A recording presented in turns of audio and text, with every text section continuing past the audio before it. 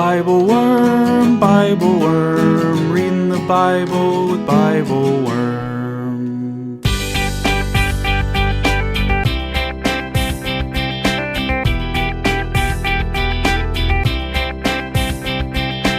Welcome to BibleWorm, getting to the core of the biblical text. I'm Dr. Amy Robertson, Director of Lifelong Learning at Congregation Or Hadash in Sandy Springs, Georgia. And I'm Dr. Robert Williamson, Professor of Religious Studies at Hendrix College and the founding pastor of Mercy Community Church in Little Rock. We're here every week to discuss the biblical text, both as biblical scholars and as people of faith, one Jewish and one Christian. This week we begin the Gospel of John, reading chapter 1, verses 1 through 18. We glide between John's images of word and light and life and grace and truth, and try to hold all of them in our hearts, if not in our minds, at once. We try to place ourselves historically as we read, recognizing in this poetic, mystical, and awfully complex bit of text the peak of the period of differentiation between the Jewish community and this budding Christian one, and we grapple with the most fruitful way to read and understand that situation in our very different historical context. Thanks for being with us.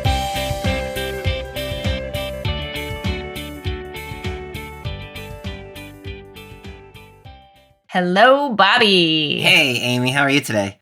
I am okay. I know we usually like chit-chat about random things before we start, but I just have to say this text is so crazy. And then we can chit-chat about other things, but that's really that's the small talk on my mind. Yeah, so we're in John 1 today, which is the prologue to the Gospel of John, and it is. Can you say a little bit about what you mean when you say this text is crazy? Well, I mean, we'll dive into it when we get into it. But I felt like I read the first verse literally over and over for 10 minutes, and then I was trying to draw pictures of what it was saying, trying to understand the progression of meaning over the course of just that one. Just that one verse. And I was like, am I tired? Maybe I'm tired and I just need to go to bed. So I went to bed and then I woke up this morning and read it and I was like, it's still I mean, weird. I did come up with a picture in my head that I'll share with you and you can tell me if you think it's a valid picture. But, I always say when we move into reading poetry, I'm like, okay, Amy, take a breath, shift gears. This is you need to employ a different mode of reading. And I felt that again here. Take a breath. Things got weird.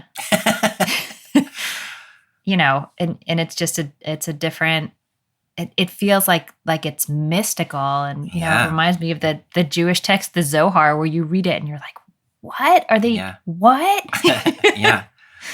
Now, I will say, so we're shifting this week into the Gospel of John, where we will be for the remainder of most of the remainder of the season up until Easter anyway. And so, John is a little bit of a different kind of gospel. And the prologue of John, which we're reading today, is very much a different kind of a piece of literature. There's an argument about exactly what it is.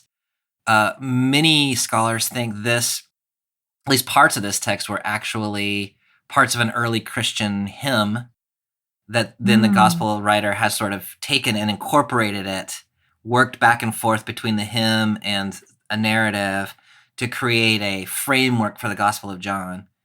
After this text, the Gospel of John reads, it's still got sort of a mystical, philosophical side to it that we did not see in Matthew, Mark, and Luke. But it has more of a narrative character to it after the prologue. So this thing kind of stands out. This particular little section is one of the more kind of poetic, mystical sections of the whole New Testament, really. Yeah, that's really interesting. That the theory that there was a hymn incorporated into a narrative that would make some sense. But you're right. And as a Christian reader, you're like, oh yeah, in the beginning was the Word, and the Word was with God, and the Word was God. We're like, yeah. And so then it takes you 2 days of diagramming. And so it's helpful to me as someone for whom that concept has become oh yeah, blah, blah, blah. For you to say, whoa, wait a second, what is that about? it's actually super helpful because then it makes me go back and say, wait a second, what is that about? And it's actually kind of a complicated verse. It just sounds simple because we say it so much. And so like I love reading these texts with you for that reason, because you make me stop and say like, oh yeah, this is weird and complicated and confusing, and it does need more attention than I sometimes give it. Yeah, I feel like I say this every year when we start our New Testament reading, but I also feel like it's important for me to publicly name it every year. Mm-hmm. This is complicated ground for me. Like when we were reading the Hebrew Bible, I was reading it as a scholar of the Hebrew Bible and as a Jewish person for whom that scripture is operative in my life. And when we transition to the New Testament, I'm a scholar of text who is vaguely familiar with this historical period, but I'm not a scholar of the New Testament. Yeah. And, as a reader of text, I want to try to relate to the text personally, maybe spiritually draw out the meaning I can, empathize with the perspective in the text, sort of try it on. And that is a really complicated thing for a Jewish person to do with the New Testament. Yeah. For a lot of reasons, because it's its own testament, and I don't need to argue with it as someone who's outside that faith tradition. Like that doesn't seem appropriate, but then I also sometimes, get sort of startled when all of a sudden the text turns and it's like those terrible Jews, and I'm like, oh, like what? Why am I reading this text? So I do it with you, Bobby, because I know you and I trust you, and it makes me nervous. It's a vulnerable thing to try to do. But we'll do it again. Let's do it again this year and see how it goes. Yeah. Let's do it again. No, I appreciate so much that you take the time to read with us. And I appreciate especially the last question that we ask about what do you do with this text in the life of your own community? Like, I mean, the obvious answer is like, nothing. Nothing. Yeah. Yeah. And so to think, one of the things that I really appreciate about reading with you is, when we as Christians read the New Testament, we want to read things that form us as a community that are good neighbors to other communities in the world, right? And so one of the things that you do that's super helpful is to say, here is a place where this text is not neighborly or where this text feels aggressive or dangerous. And so when we can be aware of that, that is super helpful. And this text is so embedded in a Jewish background. Yes. And so being able to say like, when I read this, thinking through my Jewish tradition, this is where my head goes. Oftentimes that opens up things for me that I miss not really having that background. So I appreciate it so much. And I do recognize that it is a complicated thing for you, and that sometimes these New Testament texts, and unfortunately I think you're going to find maybe John more than some others, can be read as being aggressive against Jews in a particular way. Mm-hmm. And so we'll see how that goes. Some of that I think is a Christian misreading of the text. That's interesting. Some of it I think is actually John. It's actually in the text. Yeah. It's there. We talked in the BibleWorm Collaborative, we were talking about this, and one of the things is trying to think about differentiation. And it's sort of that process that, teenagers go through as you're very familiar, like they're your kid, everything's great. And then they need to differentiate. And so there becomes sort of an aggressive attitude about where they've come from. And then there's a resolution later. And John is one of the later gospels. It is the latest gospel probably of the canonical gospels anyway. And you can see clearly in the Gospel of John a differentiation process going on where they're saying, we come out of Judaism, but we're not Jews anymore. We are not Jews anymore, yeah. But they haven't quite gotten to this place where they can talk about what they are without talking about what they are no longer. Yeah. And so that creates a tension which, made sense in the first century, may not make as much sense in the 21st century. That's such a helpful context because I have thought of it as, a sort of sibling argument or the way that, that Americans fight with each other about issues of values and can really use very pretty extreme rhetoric in some ways because we see ourselves all as a piece. And so it feels very personal. The fights feel very personal. We're fighting for our own identity. Right. But your point is a really, I think, important extension of that it's not just this sort of infighting. It's the breaking away. It's the differentiation. And it's sort of the height of that tension, defining yourself against something And this is the moment that gets canonized. That's right. that That's we exactly keep right. reading over and over again. And so, that just is what it is. And I think it's really helpful to name it. I think all of that's right. And, the difference between when it was written, the power dynamics between when it was written and when it was canonized are also important. And, the Christian community was small, fledgling. The Jewish community was well established. By the time this becomes canon, then the Christian community has more or less become the religion of the Roman Empire and has an enormous power behind it. And so that flips a minority community trying to identify itself against its majority community that it's coming out of is one kind of thing. But when you flip those roles and now you have the more powerful community is also the one that has a sense of aggression, then that creates all sorts of issues that were not there in the original writing. Yeah, right. No, I think you're right. You're right. But we will deal with all of that kind of stuff Yes. more directly in the spring when we get back into the narrative lectionary after Christmas. Today, we're trying just to deal with John 1, and we're doing it on the fourth Sunday of Advent. And so we'll try to have that as a little bit of a background. And then we'll think a little bit more as we really dig into the gospel a little bit later about how do we frame our thinking about John as a whole and all of these kinds of issues that you and I are talking about. So we are reading today John chapter 1, verses 1 through 18. And I am reading out of the NRSV. In the beginning was the Word, and the Word was with God, and the Word was God. He was in the beginning with God. All things came into being through him, and without him not one thing came into being. What has come into being in him was life, and the life was the light of all people. The light shines in the darkness, and the darkness did not overcome it. That is one of the most beautiful passages in all of the New Testament in my mind. It's not simple to say what that means exactly, but it's just such lovely poetry. Yeah. At least that's the way I think it's very lovely poetry. Yeah. So, I have. So first, let me ask this basic sort of translational question. Yeah. Is that?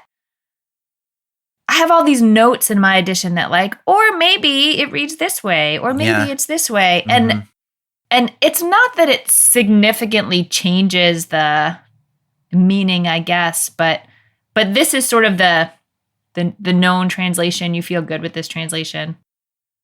Yeah, I think that translation is the best we're gonna. Yeah, it's as good as any translation. So there are some other translations that would also be good translations of that passage, but there's nothing in the NRSV's version that I think is, what are they doing? Yeah. There is one issue, translational issue in verse 5, which this is kind of an odd moment to talk about it, but that verse, the light shines in the darkness and the darkness doesn't extinguish it. The Greek there is katalambano, which can mean to overcome or to extinguish. It can also mean to understand or to comprehend. Oh. Which is very different. Very different. And so you have to make a translational choice there about which one you think. And so the NRSV, and I'm reading the Common English Bible, have both said the darkness doesn't extinguish the light or overcome the light. But one could likewise say the darkness did not understand or comprehend the light,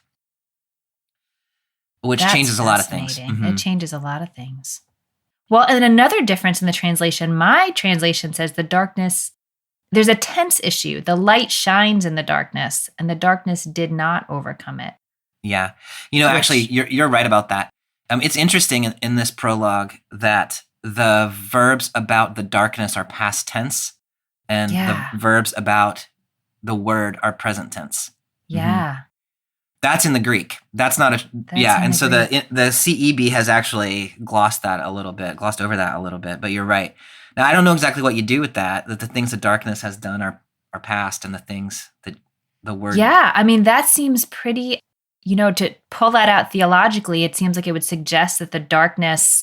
There was a time when the darkness was a threat, but that time is no longer. And on the flip side, that Jesus is eternal. Both in the past and in the future. And so when you talk about what Jesus has done, or at least what the cosmic word incarnate in Jesus has done, you talk about it as an ongoing thing. Okay, the cosmic word incarnate in Jesus. Let's talk about that. I just love that. You just flip that out there like, hey, Let's talk about that. Let's talk about that. I mean, when I start, reading, in the beginning was the word. Yeah. My mind, of course, goes to Genesis 1, Yes, right? it does. Where God speaks the world into creation through, creation through speech. Yeah. And so, I could say in the beginning was the word of God that said, let there be light. Yep. But there's more, there's more going on here than that. I'm not sure sort of the best way to do this, to sort of talk about my thought process as it unfolded, or is there something about this idea of the pre-existing word that you want to layer in here? Well, I do have some thoughts about the pre-existing word that I can layer in, but I'm actually really interested in because you said you read this verse and then you slept on it and then you drew it and then you drew a diagram of it. And so I'm just really curious without having really, an academic background on this verse, just trying to grapple with it from your own perspective. Where did you come out? Like, what's in your diagram? Okay, so when you start with in the beginning was the word, I picture my diagram has circles in it. And so there's like a big circle on top that's God. Mm-hmm.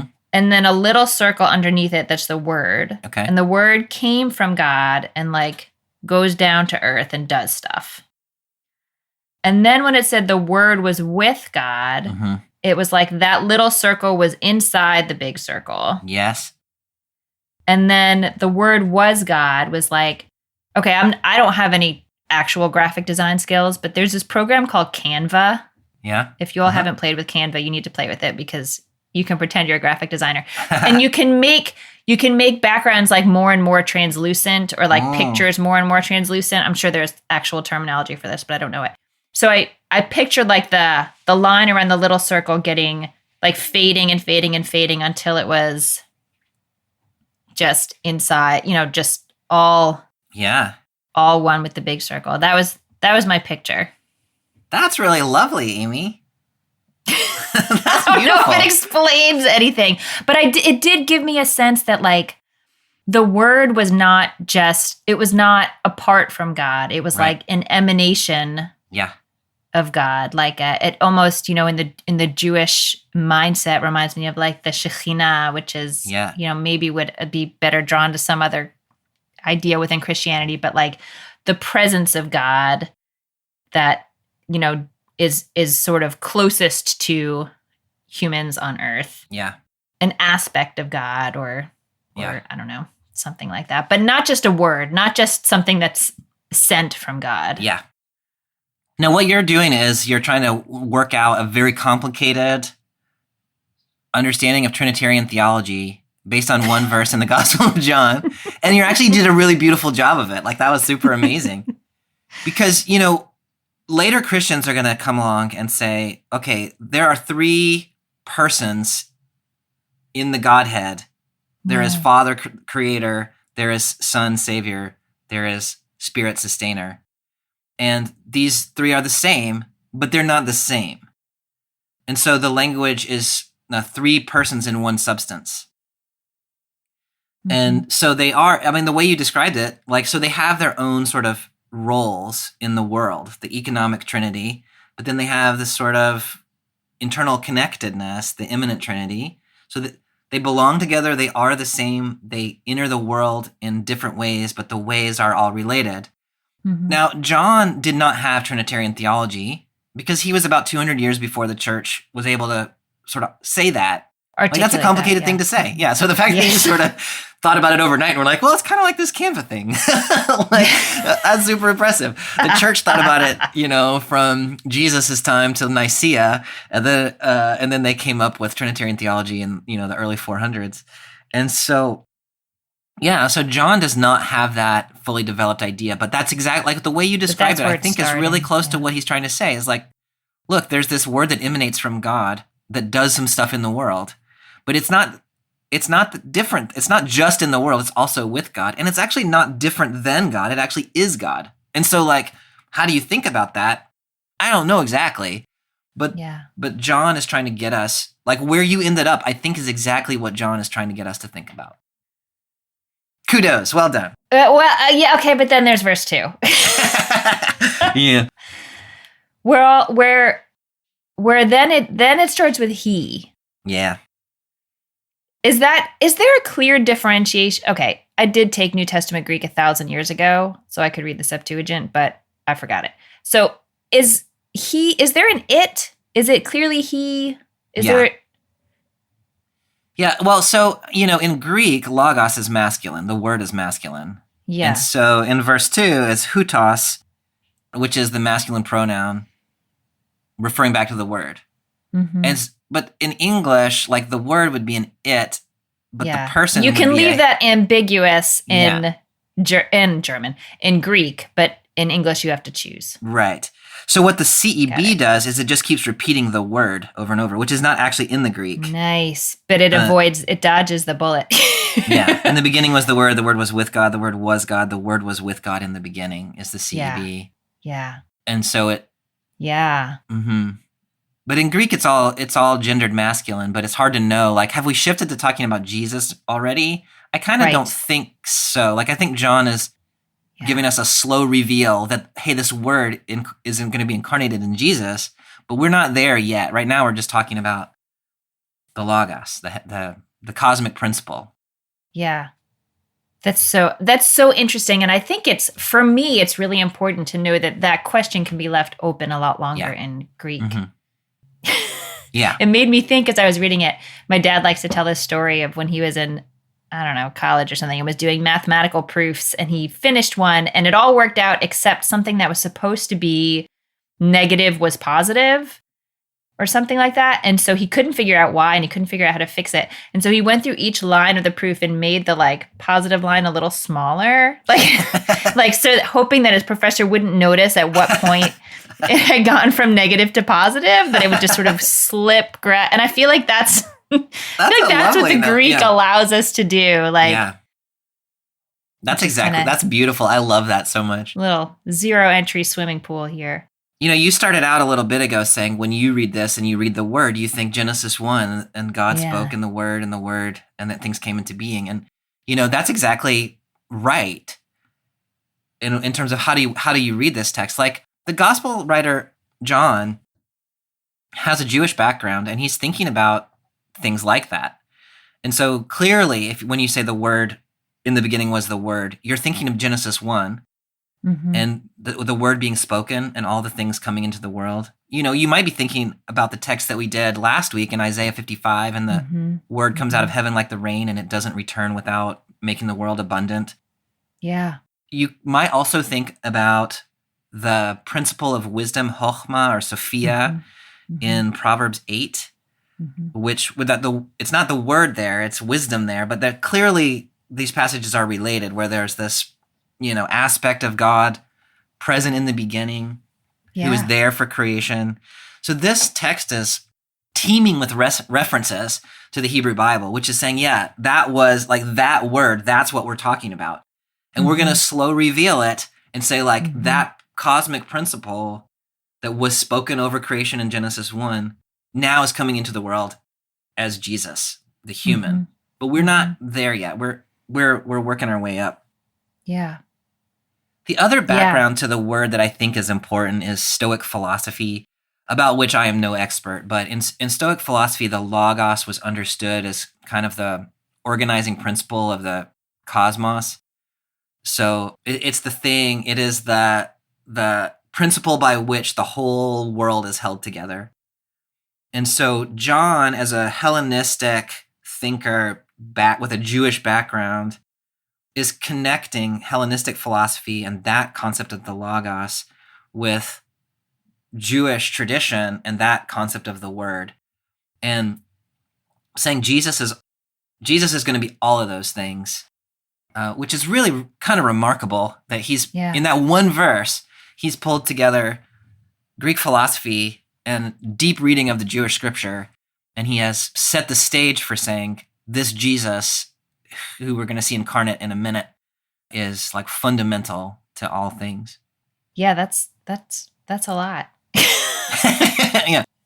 As you were talking, I was thinking also there are, just in terms of Jewish parallels, there are post Hebrew Bible Jewish parallels also. I think you mentioned Sirach, but Genesis Rabbi, even from even later, that envision God sort of already working with wisdom or working with Torah in the process of creation. So this idea that there was, I don't know, so some kind of wisdom, some kind of word, some kind of something accompanying God, or it gets so, my words get all turned around here, but sort of in the process of creation does cross over fully into Judaism too, just obviously taking a different angle on it. What you just said is really important, and I didn't mention it, that you're exactly right. The Torah in Ben Sira and elsewhere becomes not just the earthly book of the Torah, but the heavenly Torah. And this text is also connecting with that. And so Jesus is, in that sense, in John's understanding, the incarnate Torah, which complicates the notion that Jesus is somehow anti-Torah, right? Which we'll get into later. But that seems to be part of what John is saying, is that heavenly principle, which is embodied in the Torah, also embodied in Jesus. And so they can't be in fundamental conflict. Yeah. The other thing that I notice, or another thing that I notice in terms of like a comparison to the creation story, is that here in these few verses, it starts with the word, and then it moves on in verse 4 to life. Yeah. And then it moves on to light. Yeah. And in the creation story, you get the word and then light and then life. Yeah. So like it seems like, I mean, obviously there's some different reflection. They're not talking about literal light and literal darkness, but it's, I kind of like the poetry of that inversion. Yeah. It's really nice. Reference to life there is really important, in the sense that, the claim here is that all life came into being through the word. And so if the word turns out to have been Jesus, or the Christ, in person of the Trinity, however you want to talk about it, then everything in that sense belongs to God through Jesus. Like, there is no alienation from Jesus toward the world, right? The alienation, whatever alienation there is, comes the other direction. But everything has its sort of proper origin in God through Jesus, according to this text. And so there's an intrinsic connection between, here it is, through the word was life. Like, life only exists through the word. Now, I don't know exactly how that's going to play out, but that's super important, that there is a connection between, like an intrinsic connection, a fundamental connection between Jesus and all life. Not just human life, but all life. Like creation. Like this is like the word in creation, the word that, causes anything to be, is here being, drawn in parallel or equated with Jesus. So This verse 5, the light shines in the darkness, and the darkness doesn't extinguish it or doesn't comprehend it. So now we've got this sort of introduction of either some kind of conflict or some kind of confusion. Any thoughts about where your head goes when you read that verse? It goes, I think, to two places. One is, thinking back to the image that goes through my head in the creation story of like the darkness and, chaos and void that was there beforehand. And that, I think we talked this year when we were reading that text about this sort of primordial light that was, in some ways too bright for humans. And so that first light wasn't really the sun. It was some other kind of light. Yeah. But sort of affirming that, throughout the Hebrew Bible, there's this little bit of fear that those chaotic forces of darkness and chaos and, watery void they need to be controlled on an ongoing basis. Yeah. It's not just like they've been conquered and we're done. And the tense here suggests that maybe they have been conquered and it's done. But so one thing that I think of is that. And then the other is a psalm, and I don't even remember which psalm it is, which is terrible, but I'm sure I could ask Dr. Google. There's a line that I've always liked. Even the darkness is not dark to you. Mm. And so it made me think of that, in that there is a recognition that there is darkness, but Yeah. it's only dark to us. It's not dark to God. I love that. And so the darkness did not overcome it is sort of the darkness does not seem dark in the presence of the light. Oh, it's Psalm 139:12, according to Dr. Google.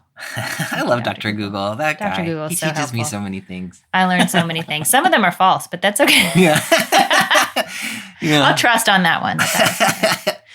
What comes to your mind when you read that verse? No, I love that. I love that interpretation. And, my head goes different places depending on how I translate that verb, Yeah. katalambano, whether it's did not overcome it or did not comprehend it. Mm-hmm. When I read it the first way, did not overcome it, my head goes to sort of reading it in the context of empire, of a post-colonial reading, to suggest that there's a fundamental tension between this thing that Jesus is up to, this kingdom of heaven, and the kingdoms, the empires of the earth. And so there's a conflict that ultimately Jesus, the Word, is going to win. Has won in such a way that you can talk about it in the past tense, even though it is yet still ongoing. And I find that really rich. And especially, this gospel comes into being in the context of the Roman Empire and thinking about, I'll want to talk about that probably incessantly until, mid-April, about the ways in which that conflict can be read. When you read katalambano as did not comprehend it, now the issue is this could be obvious to people, but for whatever reason, it's not obvious to people. They just don't get it, which in my mind softens a little bit. It's because now it's not that there's just like inherently conflict. It's that the conflict is born out of a lack of comprehension. And then you can think, well, okay, if only the world understood, or the darkness understood, I guess, then the conflict maybe doesn't actually need to exist. The way that I am, I want to hold both of those and sort of contemplate them together. Yeah, I think I hear what you're saying, and reading it as the darkness did not comprehend the light almost makes me more nervous, because I feel like now we're talking about people who didn't understand Jesus, i.e. the Jews in this text, are the darkness. Yeah. Which no one wants to be called the darkness. No. Yeah, no, I think that's fair. And I don't think that's all that John is saying, but I think that might be part of what John is saying. Yeah. Mm-hmm. Yeah. Yep. Hello, fellow BibleWorms. My name is Amy Marie Epp. I'm a pastor at Seattle Mennonite Church in Seattle, Washington. I support BibleWorm at the early worm level, $8 a month, and I consider that professional budget dollars very well spent. What I especially love about being a patron at this level is having access to those podcast episodes a week early, since I'm often working that far ahead on sermons or on worship prep. Also, by the way, I love the sticker, which I put on my water bottle immediately. Amy and Bobby's insight and wisdom have become an invaluable resource for me. I look forward every week to hearing them chew through that biblical text together with curiosity and with humor. It feels like I'm a part of the conversation. That's why I wanted to support them in making BibleWorm possible. It still feels like a gift each week to have that Patreon episode land in my inbox. I hope all of you who are listening will also consider becoming patrons. And now, back to this week's episode. So let's keep going. We get to meet John, but I don't think it's the same John. John, the gospel. It's not the gospel writer John. It's not the gospel author John. Or the disciple John. It is. It's yet another. It's a common name. Okay. Picking up in verse 6. There was a man sent from God whose name was John. He came as a witness to testify to the light, so that all might believe through him. He himself was not the light, but he came to testify to the light. I just have to point out, I know this is probably like no big deal to people who read this text all the time, but like it was confusing enough in the first paragraph that we had like the word and life and light, and there was a he, but it never really explains who the he is. Is the he the word, or is the he someone else? And then finally in this paragraph, we get a human being. Yeah. A man that could be the he. And then it's like, oh, but it wasn't him. But he's another he. It's another he. He wasn't the light. There's another one. Yeah. Okay, I gotcha. Gotcha, John. Gotcha. Mm-hmm. Yeah. Yeah, this is one of the reasons why many people think that this prologue as a whole is actually a composite text, is because this little sort of 3 verses sits in here really awkwardly. Like you're building up to this beautiful poetic thing about light and whatever, and then now there's just a dude who's not the light. I know. And it's very clear that he was not the light. I mean, do you think that line in verse 8, he himself was not the light, is that clarifying just sort of like textually because of what I just pointed out? Or were there folks who thought that that John the Baptist would have been described as the light? Yeah, John the Baptist had quite a few followers, and actually in the historical record, John the Baptist is more significant than Jesus in the early sources that we have, like external to the Bible. Mm-hmm, and so I think that this is doing both of those things. It's clarifying what was just said, and it's also saying, hey, if you are still a disciple of John, like you need to get off that train and get on the Jesus train. Yeah. I love it. And I love this idea of testifying to the light. Mm-hmm. Like, why would light need someone to testify to it? Oh, that's so interesting. I mean, I imagine in my imaginings that this then suggests or maybe affirms that there is light and it's real and it's witnessed, but not everyone can see it. If everyone could see it, testimony wouldn't be so important. Yeah. Or if everyone could recognize it, maybe that it's more John's. Yeah, I think that's exactly right. And we'll have some more issues about recognition here in a minute. Yeah. But there is developing in this text exactly that notion that there is this light in the world, but it is not recognized as such by everyone. And like that's an interesting concept, exactly as you're saying it. This word testify, this is the Greek is martyria, which can also mean witness, give testimony. It comes later to refer to actual martyrdom. Yeah. Giving one's life for the light. It's not limited to that, but it can mean that. And so there's this sense, I think exactly as you're saying, that there is light in the world, but for whatever reason, people don't see it. And so it does require people like John to point, like, hey, there's light over there. I have so many questions about why people can't see the light, but I think they'll come up more later in the text. So I don't know that I want to press on them here. I feel like there's not a lot to say about John. I was going to say, what else can you say about John? Is it just sort of, okay, great. So John's been introduced, as you pointed out, likely sort of, added in there. We know he's not the light, but I don't know what else to say about just those 2 verses. All right, so should we pick up in verse 9? I think so. Okay.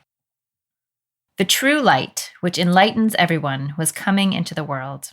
He was in the world, and the world came into being through him, yet the world did not know him. He came to what was his own, and his own people did not accept him. But to all who received him, who believed in his name, he gave power to become children of God, who were born not of blood or of the will of the flesh or of the will of man, but of God. And the Word became flesh and lived among us, and we have seen his glory, the glory as of a Father's only Son, full of grace and truth. Mm-hmm. How do you understand, how do you understand verse 10? Like, how do you think about he? Again, we've gone back to he, or maybe it. So I don't know quite if it's like the word or the light. Now the word and the light seem to have somewhat merged. Yeah. And also, and also into a he was in the world and the world came into being through him, but the world didn't know him. Do you understand that as like didn't recognize him? Wasn't like, are you picturing sort of like the, fish swimming through the water that doesn't know what the water is because it's everywhere? Yeah. Or do you have some other way of understanding that?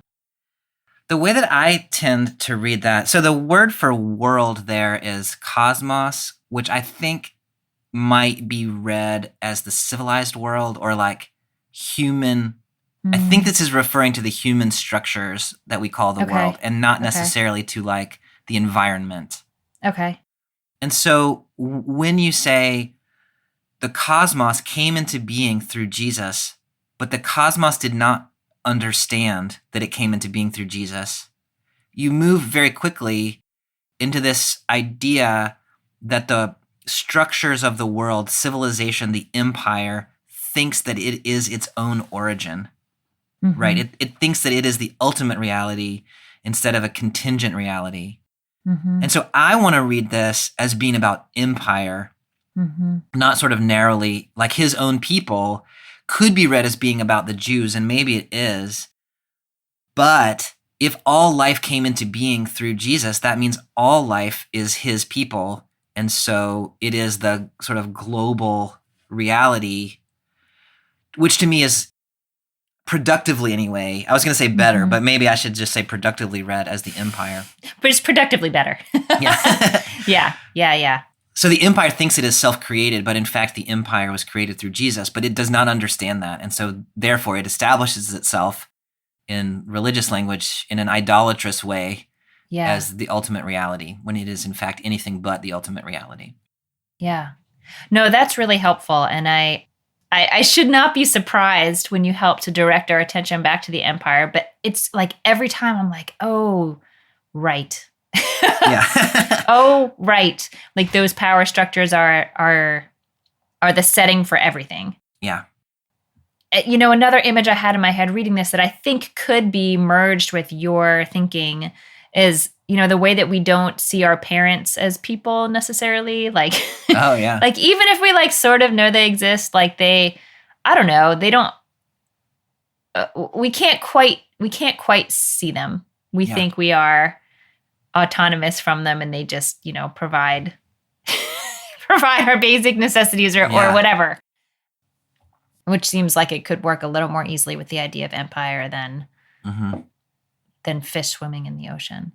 But yeah, no, I think that goes back to like a lot of how you and I have talked about the notion of idolatry, like thinking that the structures of society are absolute and permanent and ultimate, instead of recognizing the light and the word and the he.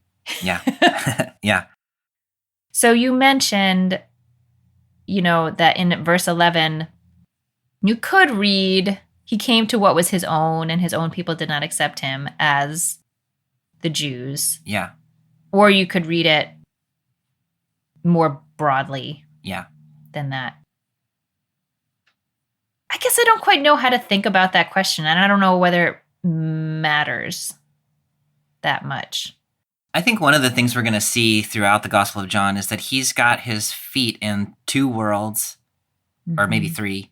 He's got his feet in two worlds that he is trying to offer an alternative to both of them. One is the Jewish religious tradition out of which he comes, maybe specifically the one embodied in the temple, but we'll have to talk about that more as we go. The other is the Roman Empire, the Hellenistic world to which he belongs. And he's trying to say the real reality is this other thing, which is the kingdom of heaven, which for him is manifested in Jesus. And so when he says things like the people that belong to him did not recognize him, I think there actually is a polemic about at least certain forms of Judaism. And also I think there's a polemic about the Roman Empire. I tend to want to talk about the empire one because the anti-Jewish polemic makes me really uncomfortable. And so, but I think your instinct to say like, no, but like, there's a reason that makes you uncomfortable, and you ought to sort of like, you have to deal with that, Williamson. Like, I think that's super helpful because I do think both of those are there. Yeah, no, I think that's exactly right. And I think really importantly, as you know, as we started out saying that the particular moment at which this was written was a moment of really heightened tensions. Yeah. But it is, you know, that we don't have a like small minority Roman Empire anymore.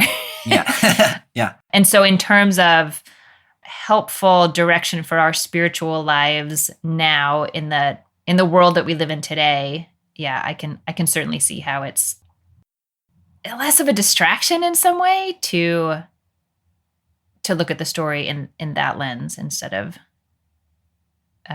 Jewish Christian relations. Yeah. Like as a reader, you've probably figured this out about me, is I'm always trying to find ways of putting myself in the position of being critiqued by the scripture. And so like I very much participate in the modern manifestation of empire. And so when this text is rubbing up against that, I think, okay, like what does that have to teach me? Right. As a Christian, when we read this as being about Jews, then it puts me in the position of being critical of someone else. And I don't see how that is helpful. Yeah, how that's fruitful. Oh, I love that. That was such a good and succinct way of drawing out, the way that you read consistently. That's beautiful. Bobby, what does it mean to be children of God who are not born of blood and flesh? Yeah. I mean, so this verse 13, not from blood nor from human desire or passion. So this is talking about like one's true lineage, I think, does not involve the reproductive process. Right. So there is we saw this last year in John, the text about John the Baptist saying, don't say you're children of Abraham. I could raise up children of Abraham from these stones. I think a similar thing is happening here, which is to say your biological lineage is not the lineage that matters. And there's a polemic here about folks who say like, I'm Jewish because I descend from Abraham. Yeah. And John is saying you're not a child of God because of that. You're a child of God because you're born from above. And we'll see this come back again and again in the Gospel of John. And so there is the good news there is anybody has the capacity to become a child of God, right? Yeah. By their coming to understand what God is about for John through Jesus. There is also an edge to it to say, if you think that you're a child of God because of your parentage, that's just not true. I mean, it reminds me a little bit of the section in Deuteronomy, I think it's in Deuteronomy, that requires that says circumcise your heart. Like, there is circumcision of the body, yes, but there is, that doesn't do away with the sort of flesh and blood lineage of things, but sort of ups the ante a little bit. Yeah. But I love what you're saying, especially as it then leads us into verse 14, because I have this image in verse 14, the word became flesh and lived among us. And I think this is just from the notes in my study Bible. It's not from my own Greek reading, but that word lived among us is like tabernacled, like dwelled, and so you get this sense, I get this sense at least of sort of the word became flesh doesn't really make sense to me, but the word was housed in a body. Yeah. And sort of dwelled among us in that body, to me, like ties right back to what you're saying, like you are a child of God who is housed in a body. Yeah. But the lineage of your body is not the important thing. So the reason I look like I'm struggling is because I like that idea, and also it leads us into kind of a metaphysical dualism. Particularly about Jesus, which Christianity has historically rejected, which is to say the idea that there was some cosmic principle that sort of had a little flesh house, but was not actual. A little meat house. Yeah. It's so gross.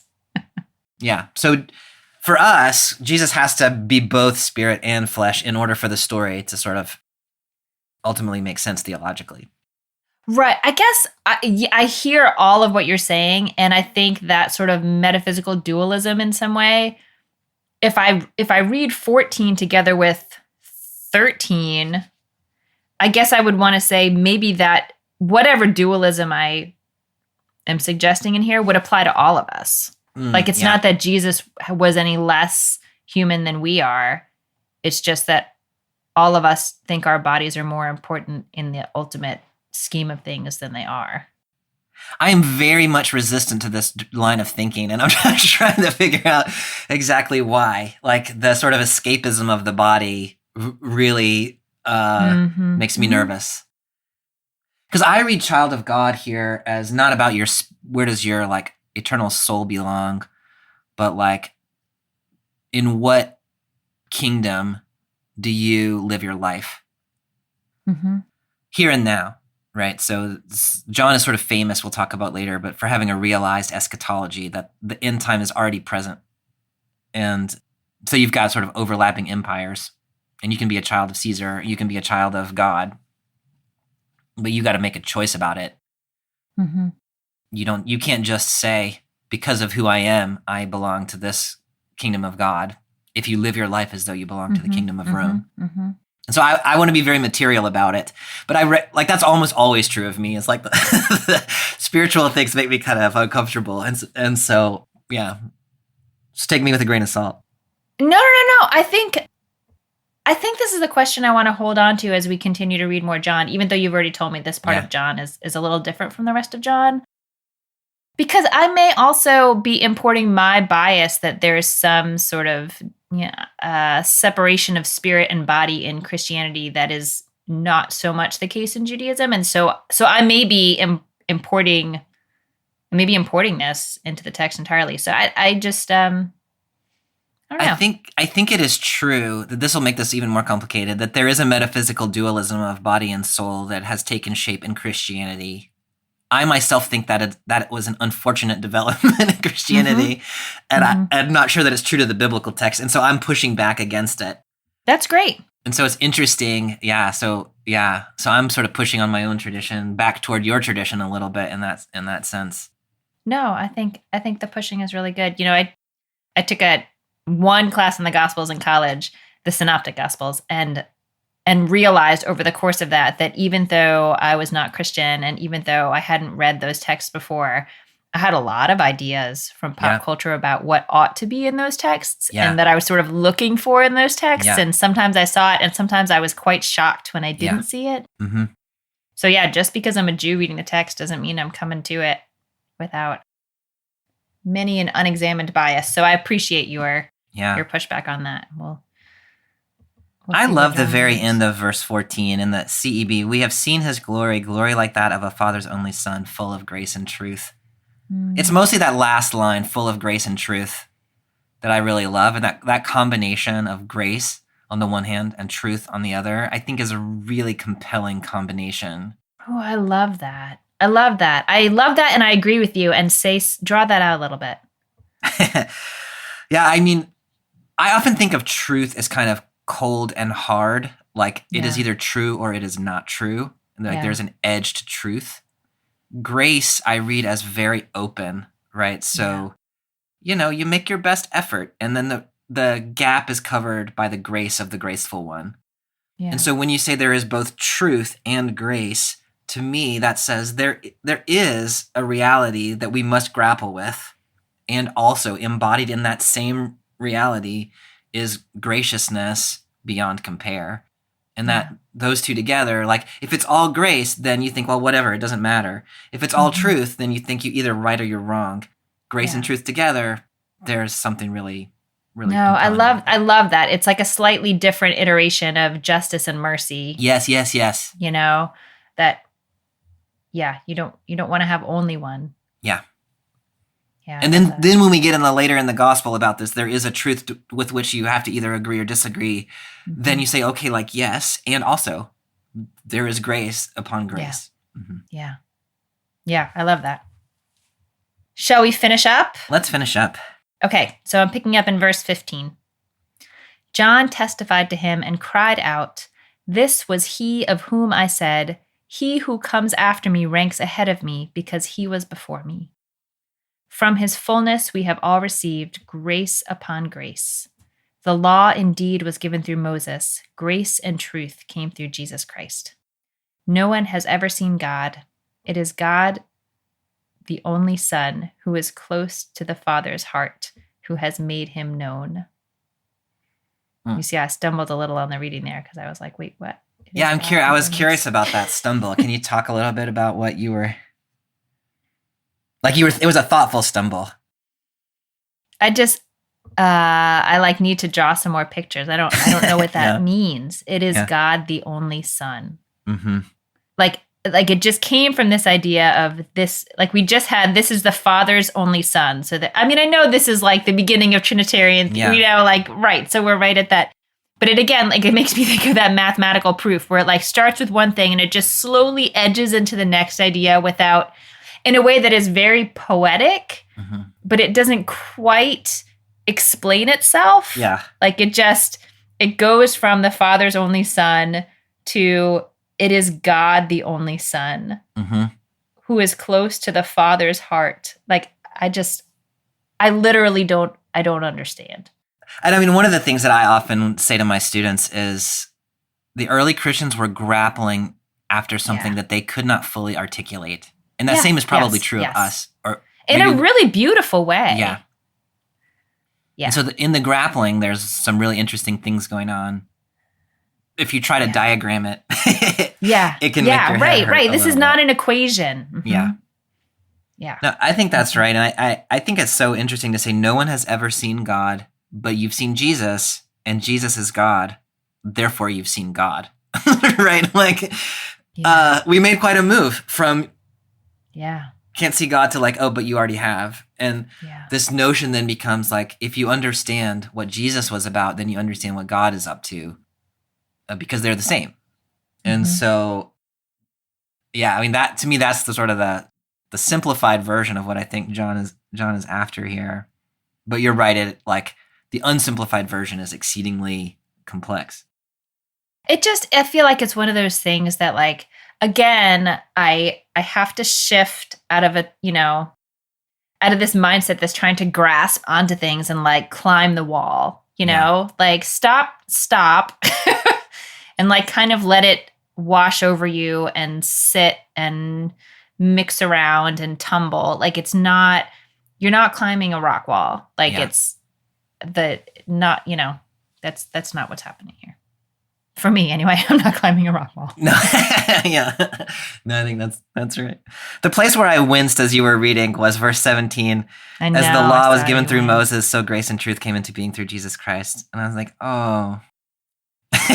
Amy, Ouch, that hurts my feelings. That makes me sad. Yeah. Well, and that was, reading that verse, that was sort of part of what prompted me to feel like I again need to say, like, what am I doing? Yeah. Like, I don't know how to read this text because part of me wants to be like, well, that's patently false. Like, let me show you how that's false, John. And then part of me was like, that can't be my job to like argue with the perspective of the text. And, like that's silly. I mean, so I will say grace and truth are a huge amount of my tradition and my texts and my world and my life. And the idea that, only law came from the Hebrew Bible is crazy town. It just seems like crazy town. And I also want to say, like, okay, I'm trying to understand the perspective of this writer. So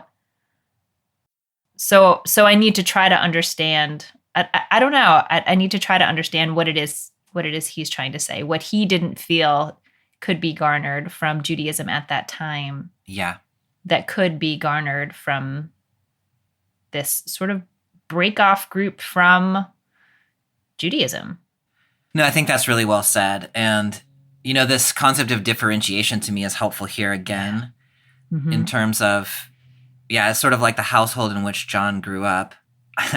And he has taken one part of it against which he wishes to push, which is this kind of authoritarian, like strictness of legal observation, which, I mean, was an internal Jewish dispute in this period, right? 100%. Yeah.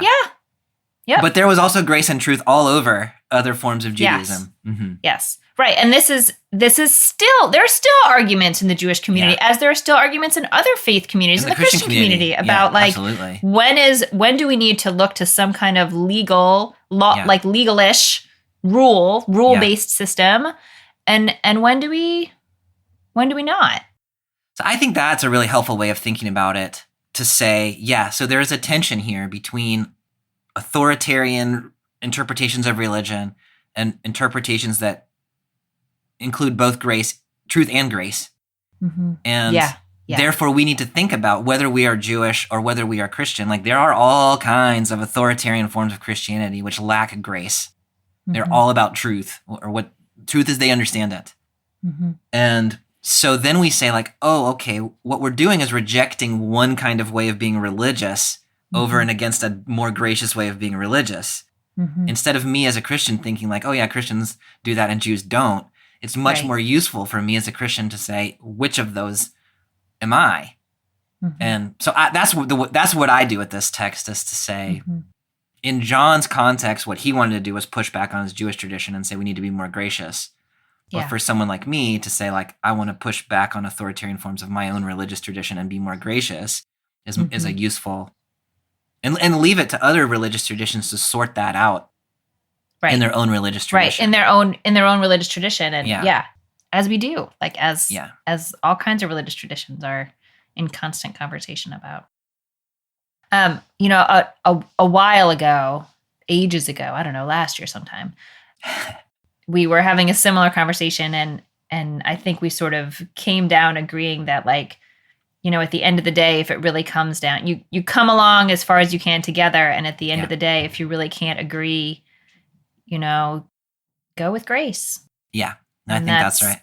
And that, is certainly something that I can agree to also. Well, Bobby, I think we're at the time where you are going to help us wrap this baby up. Yes. Good luck. As you could probably tell, I'm really drawn to this very first section. The Word was life. The life was the light for all people. The light shines in the darkness, and the darkness did not extinguish it. I just think there is so much there, especially in the season of Advent, which, I mean, is very much characterized by lights in the darkness and the lighting of candles and all of these sorts of things. And for me, the most useful way of reading that is to talk about empire, as we were saying, which claims to be the ultimate reality. And this text is saying empires think they are ultimate, but they are not. In fact, it is the Word of God that is ultimate. And that Word of God, manifested in Jesus in the Christian tradition, knowable through understanding what Jesus was about, is a light that has overcome, you can confidently say, the darkness, the obfuscation of the empire. And so this text then becomes about where you live your life, which is what I think Christmas is actually about. To say there is a reality that is coming into being, and it is alternative to the reality which claims to be the only reality, and you need to understand that, and you need to live your life in light of the true reality, which is the reality of God's grace and truth. That also makes sense of that verb that could be understanding or could be overcoming. And so because you do not understand that the world in which you live is not the ultimate reality, you live in a world of darkness. If you understood, the light would overcome. And so there is like you need to wake up and realize what's actually going on. This empire that you think is ultimate is not ultimate. Then that grace and truth can then overcome that way of being and open up a new possibility of life as a child of God in the world. It's really beautiful, and that's really beautiful. And I love how you've pulled all the themes together in a way that really sits so well with this time of year on the Christian calendar. And, also I feel, especially with that metaphor of darkness and light, I feel like spiritually a connection to it at this time of year because it's so dark, and, and of course we have in the Jewish community, a celebration of light at this time of year too. And it's, hearing you talk is making me think of this midrash, this Jewish story about creation, where Adam sees the sun going down, like at the end of the day, and it gets very dark, and he thinks the world is ending. Like he thinks that's it. Like that was the end of creation, and he and Eve sort of build this like sort of protective, like it's it's easy to think in the darkness that that's all there is. Yeah. And then of course the sun comes up again in the morning, and Adam realizes not only that wasn't the end of the world, but also that, it's not his sins are not actually that powerful. Yeah. Like that it wasn't his, it wasn't his actions that caused darkness in the first place. And it's also not his actions that are causing light. Oh, I love that. And Elie Wiesel has a quote related to this midrash. He says, God gave Adam a secret, and that secret was not how to begin, but how to begin again. And that feels really fruitful for this, for this story, for like this sort of dawn of a new idea of how the world works. Coming into being, and also for all of us as we move through the darkest days of the year, and even if we don't consciously think the world is ending, some people are really that impacted by this much dark that it feels like spiritually like things are dying, things are ending, and that we await this time to begin again. Lovely. Amy, thank you for that. We did it! The first reading! We made it through John 1. Yeah. We did it.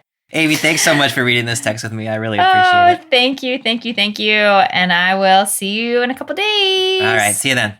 All right. Bye. Bye. Thanks for joining us for this week's episode of BibleWorm. If you've enjoyed this free podcast, we hope you'll help us keep it going by joining our Patreon for as little as $4 per month. You can also sign up for other goodies like early access, video lectures, weekly liturgies, and more. Visit patreon.com/BibleWorm podcast for details. BibleWorm is produced by Bobby Williamson and edited by Joel and Laura Becker. Our theme song is sung by Colin Bagby. We're grateful to our many supporters for helping us keep the podcast going. A special thank you to our executive producer, Fox Valley Presbyterian Church in Geneva, Illinois, and to our newest supporter, John Romig.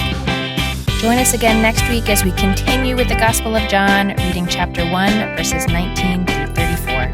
Until then, keep on digging.